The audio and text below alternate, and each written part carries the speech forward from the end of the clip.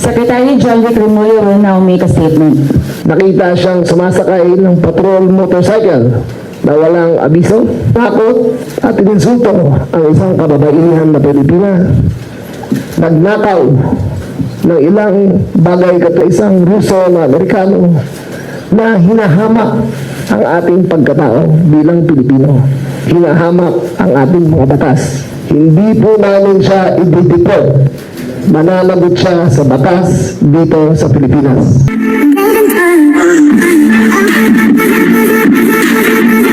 Let's all welcome Secretary John Vic Remulla. For today's press con, we will be tackling two agendas or matters today. We are going to talk about the Russian blogger and then the 8 rogue cops. So question and answers will be taken in later for only these matters. Thank you very much. So now we will be asking the Russian blogger Vitaly Zorovatsky to come in.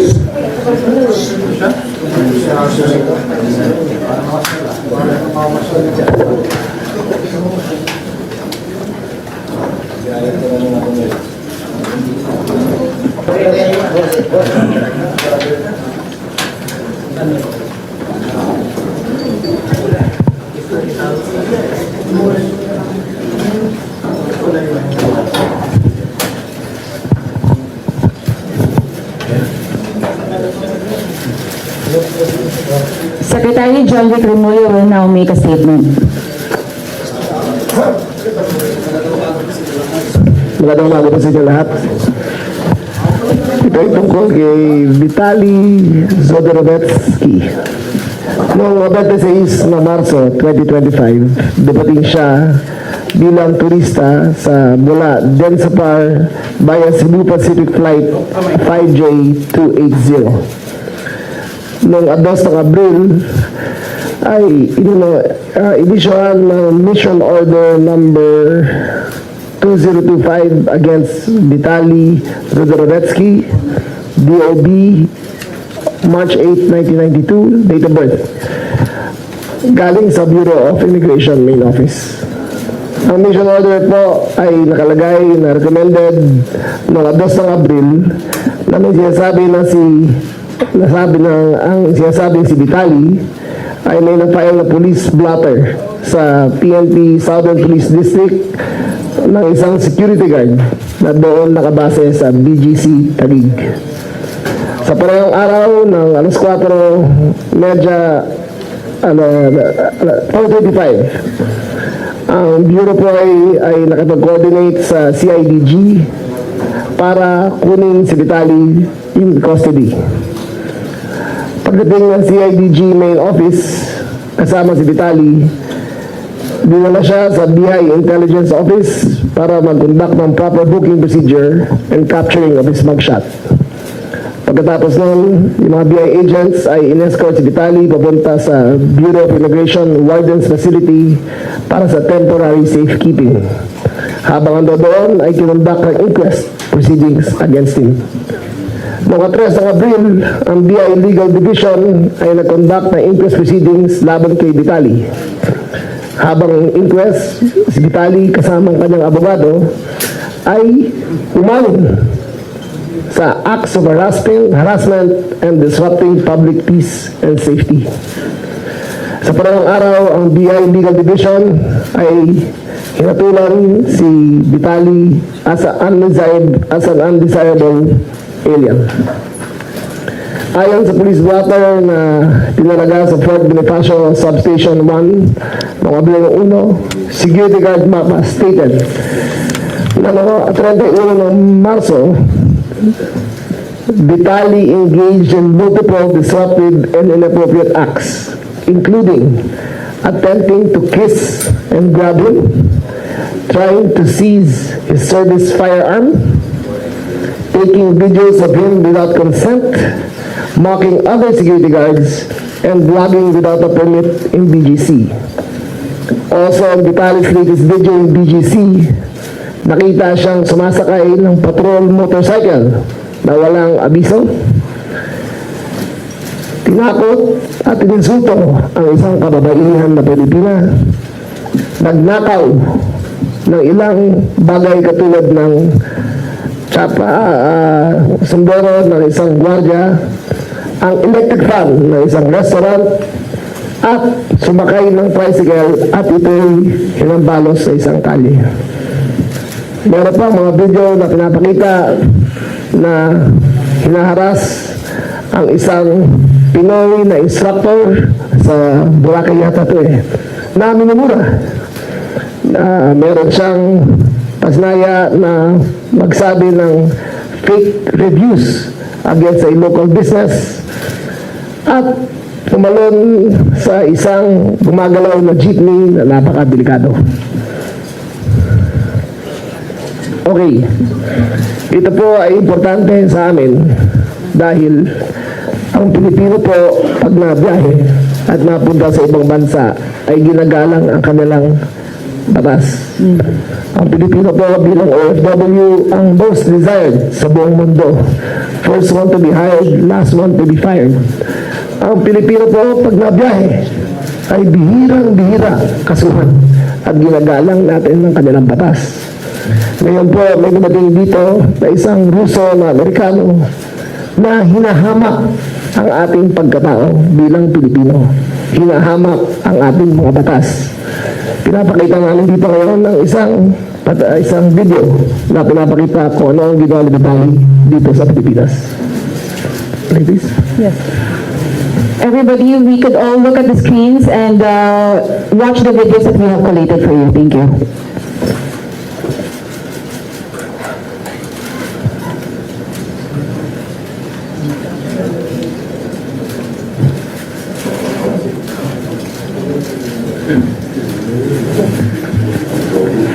We are just experiencing some technical difficulties, but later again, may I just remind you that we can have questions given to the Secretary for only the agendas that we would be tackling today.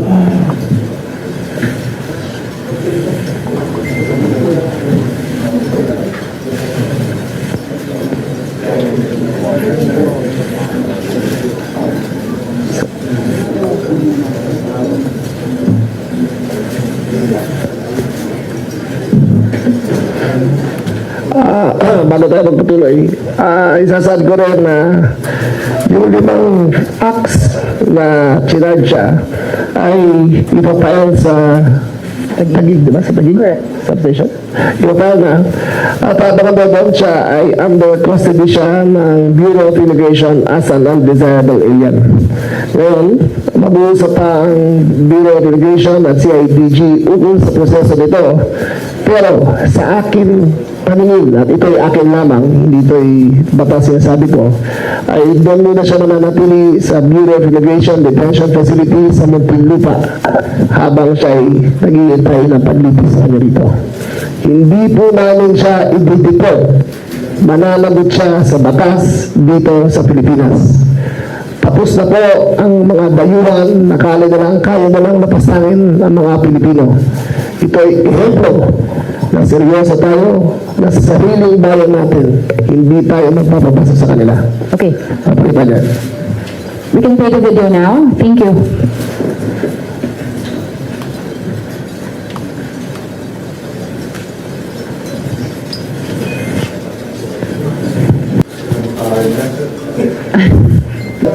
Noong Biyernes ba tama ba ako dyan? Pag-report ang nangyayari sa pulis natin.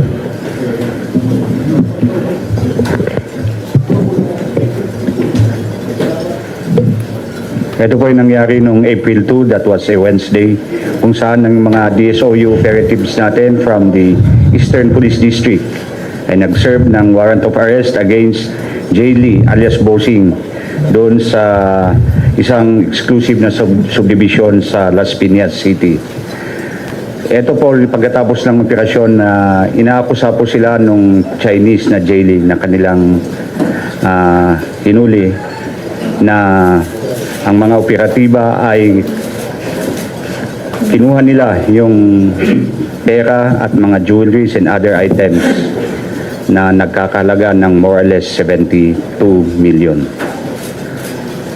Sa ngayon po, itong mga operatiba na to ay nakasuhan po natin, napa-inquest natin nung Sabado at sila ngayon ay temporarily detained sa Las Piñas City Police Station detention facility. Yung administrative case po naman nila ay atin pong napasa na sa regional headquarters. Nada sa video? Balik.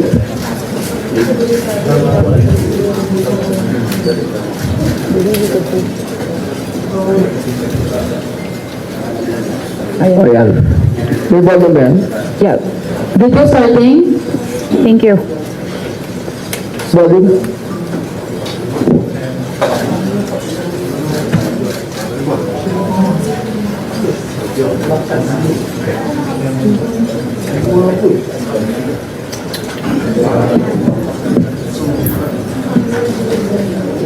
Ayan, nakita nyo.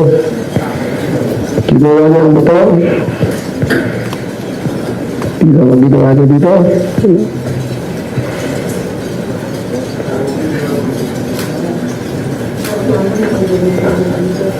Ayan ang pag-aresta sa kanya. Following viral videos showing interruptions deemed inappropriate by many Filipinos in Bonifacio, Global City is a respecting of the laws is a fundamental part of being responsible citizen. Recently, a Russian blogger made headlines after his actions raised concerns among the public. Vitaly Zadorovetsky, 33 years old, was taken into custody by the Bureau of Immigration following viral videos showing interruptions deemed inappropriate by many Filipinos in Bonifacio, Global City. Authorities, in coordination with the PNP and CIDG, acted swiftly to address the matter, reinforcing the government's commitment to public safety and community well-being. While the Philippines remains a welcoming country, immigration officials emphasize that all visitors are expected to observe and respect local customs and laws. Zadorovetsky is now undergoing legal proceedings, with deportation measures being considered. This serves as a reminder that responsible conduct is essential wherever you are in the world.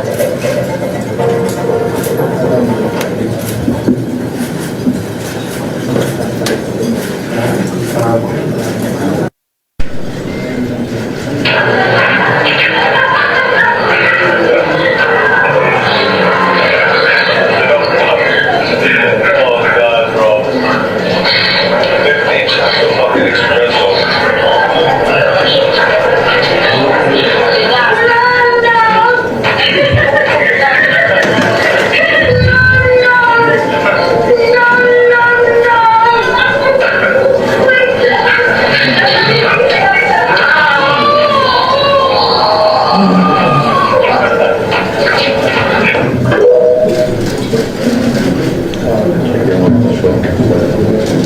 Have you seen the other side?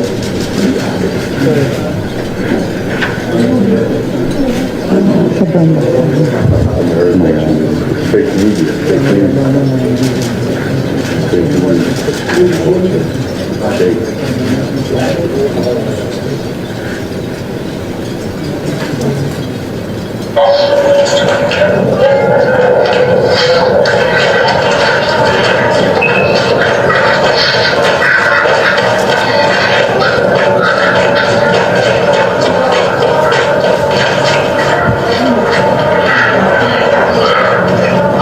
Your general in town, motherfuckers. They don't do it. Fake keep it, speed run, jail time.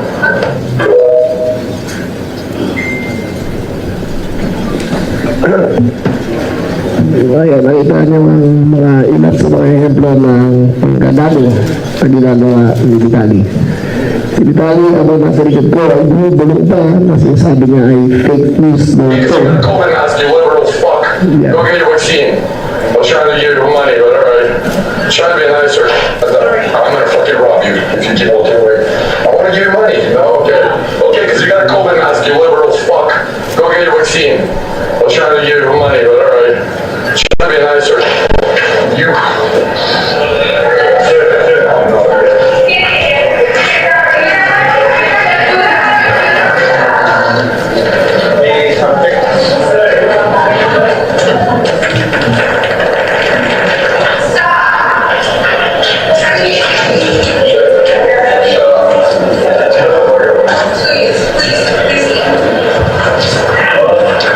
Yes. What are you gonna do? Hello.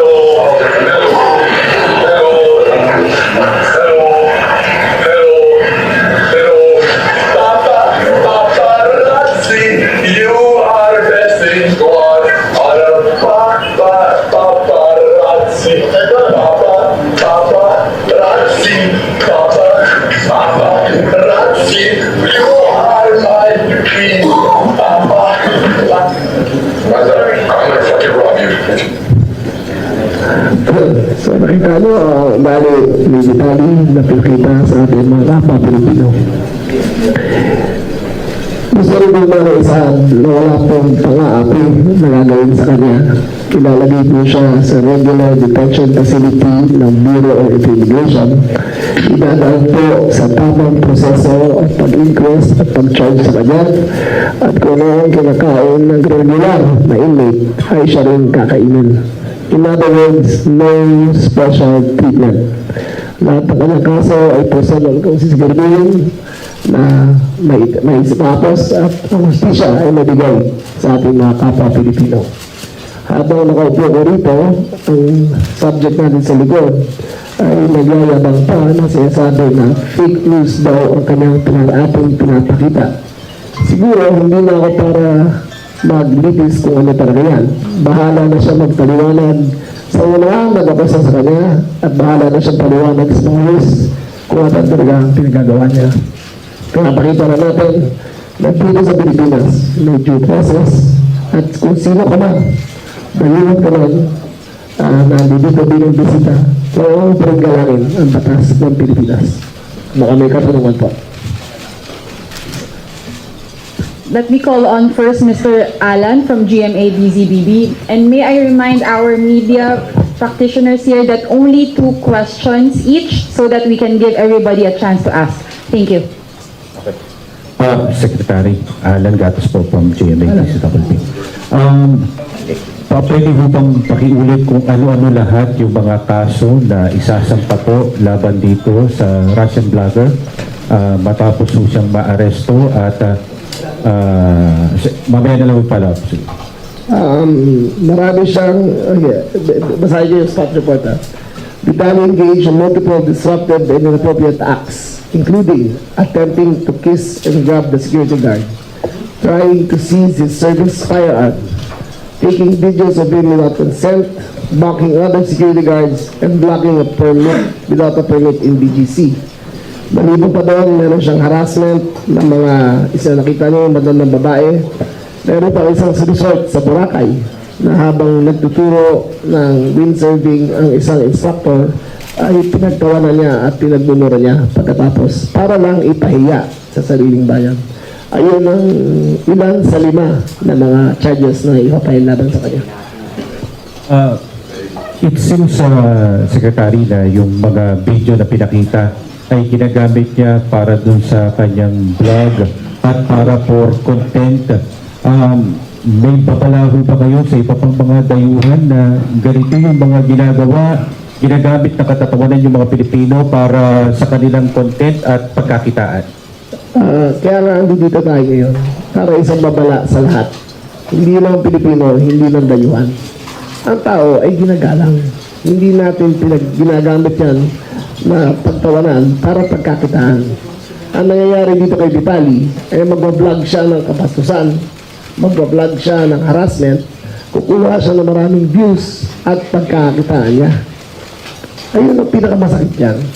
Niloloko tayo para pagkakitaan gamit ang social media. Ngayon, babala to sa lahat ng mga gustong ganito pang gawin huhulihin namin kayo. Hindi kami papayag na basusin nyo ang mga Pilipino. At lalong-lalo na, walang exempted sa batas dito sa Pilipinas. Okay. Next would be Mr. Val from DZRH. Secretary Val Gonzales po, DZRH. Paano ho yung magiging proseso bago po siya maipa-deport? Kasi usually, ang ginagawa lamang ho previously, not on the same case, pero pagka meron ho mga dayuhan na undesirable, ang ginagawa lang ho, pinalalabas na ho siya ng bansa. Meron pa nga yatang iba, ang gobyerno na ho yung nagbibigay pa ng pamasahe para sa proseso ng deportation niya. By this time, paano po yung mangyayari? May kaso siya rito, tatapusin po lahat yun. Then, follow-up question, how long will this take po? Hindi ko malalaman yan. Pero tatapusin namin siya. Under custody siya ng Bureau of Immigration as an undesirable alien and a flight risk. So, para lang matapos na. Para na may ehemplo tayo sa mga ating mga kababayan. Pakita naman natin na mga naigang batas laban sa mga dayuhan dito. Napakita natin na mga katulad tao na katulad ng Italy, hindi kailangan pagbayaran ng ginagawa nila dito. Kaya sisiguraduhin ko na tatapusin natin to, lilitis natin to, at hanggang walang verdict laban sa kanya, ay hindi siya mandi-deport. Dito lang siya sa Pilipinas. Okay. Then my next question. May babala na ho kayong sinabi ho kanina tungkol dun sa mga foreign vloggers.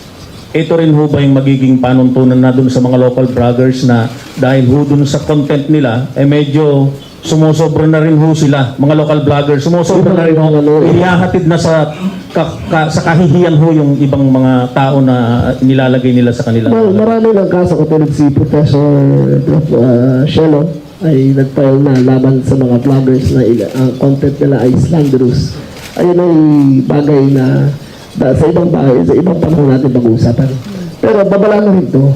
People have to take responsibility for the content they create. It is not a license to shame or to hurt or to besmirch anyone.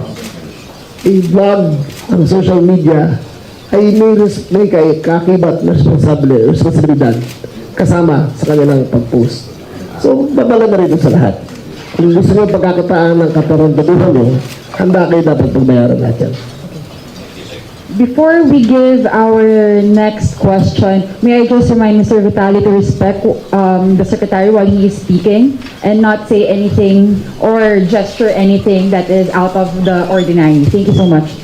So may we call on Mr. Rambo from DZXL. Rambo na ba, Sir? Secretary? Napapansin ko habang kayo'y nagsasalita kanina pa, itong tulokoy nito, iba yung ugali. Na-background check niyo ba, Secretary? Kung ito ba'y may diferensya sa pag-iisip, meron ba itong isang kinaalipan, may binabanggit sa kanina, Secretary, paparazzi, meron ba siyang ginagayahan o ano bang motive? Kasi parang kakaiba yung kanyang ugali, pagkakaugali, Secretary. Doon na lang habang sa likod ako, pinumura ako di ba? So, hindi ko masasabi kung ano nasa isip niya. Pero may mga reports na sa ibang bansa ay persona non grata na siya sa mga kalokohan na ganito rin ginagawa. Ito yung bagong kultura ng internet. Ito yung bagong kultura ng social media. Gagawa ng content para kumita. At tumatawid sila ng linya ng decency and propriety. Ngayon, nakita nyo naman, sa akin yung nakakita, na pati matandang babae, hinaharas niya. Meron pa siyang ako na tricycle. Meron siyang pag-agaw. Meron pa siyang mga, yung nagtuturo ng surfboard. Pinumura niya. Hindi pwede yun. Tama na yan. Magwag dito sa Pilipinas. So sa tingin niyo, for the sake of content lang talaga, maiba yung content niya dahil yung iba mayroong content na pagkain, yung iba-ibang klase. Sa niya, kakaiba talagang pananakit. Wala siyang background na may diferensya sa pag-iisip itong kulay. Pero ang tawag dyan, kupal content. Kupal content. Kupal content. Pinapakita niya yung pagkakupal niya para magkakitaan. Thank you very much. Now we go on to Jessie of ABS-CBN News. Thank you. Good morning, sir. Just to start from ABS-CBN News. May I ask if Mr. Vitali is allowed to speak? No, not today. Only in the formal inquest. Alright. Okay. But dun po sa video niya, hindi lang siya yung nandun, may mga kasama pa siya. I think the cameraman is a Filipino. Hahanapin pa namin yun. Yeah, what is the plan of the government? Tactical interrogation pa siya para makuha namin yung identity ng mga cameraman niya. At pati siya, na tingin ko ay Pilipino naman, ay kasama dito sa charge. Dahil enabling siya in the commission of a crime. So hahanapin pa namin. So next, Secretary, siguro kanina nabanggit niyo na yung babala, warning, paalala, reminder sa mga vloggers.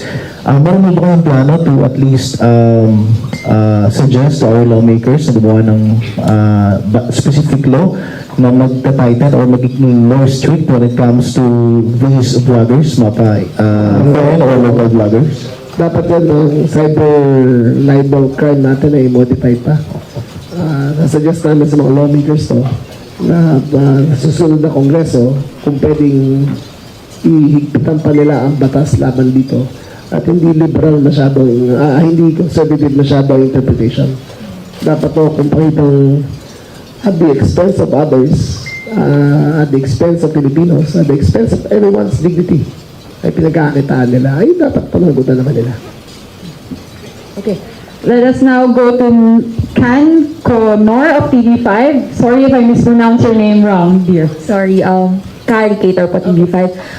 Doon po muna kay Vitali. Meron po ba siyang history na parang, kumbaga pang ilang bansa na po ba na ginagawa itong mga ganitong content? Eh bakit po kaya nato-tolerate na ulit-ulit? Or tinarget niya ba talaga yung Philippines?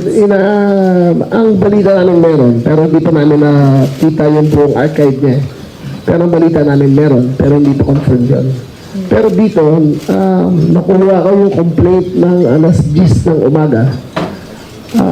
By 1 p.m. yata, or saan na yan? In 3 hours, nahuli kagad siya ni General Torre ng CIDG. At nahuli siya sa Conrad Hotel. Doon nakatira sa napakamahal na hotel. Kung saan magkano siguro mga 15,000-20,000 a night ang bayad niya. So lahat yan, paano mo babayaran yan? Diba? Kung di mo pinagkakitaan ang kahihiyan ng Pilipino. Ayun ang pinakamasakit dyan. Doon naman po sa 8 na cops po, yung sa EPD. Yes, go ahead. Go ahead. Is it okay, Secretary? Okay. Later, meron na po bang update doon sa pang-Siyam na hinahanap pa po yata at large pa rin? Ma'am, at present, at large pa rin po yung team leader ng District Special Operation Group.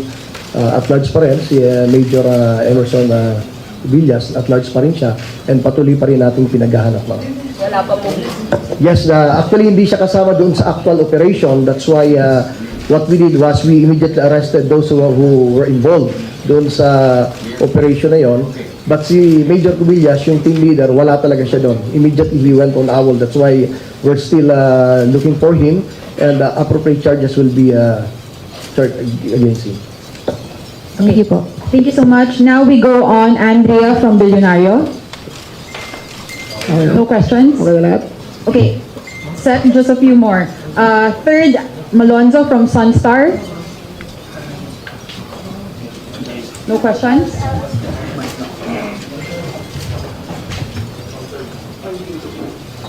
Sir, good morning.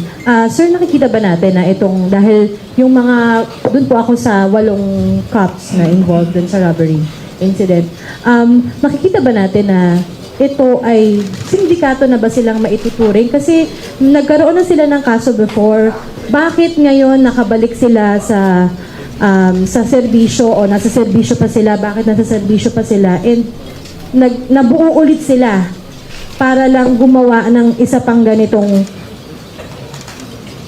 illegal. So, sindikato ba, sir? Nakikita na ba natin na sindikato sila?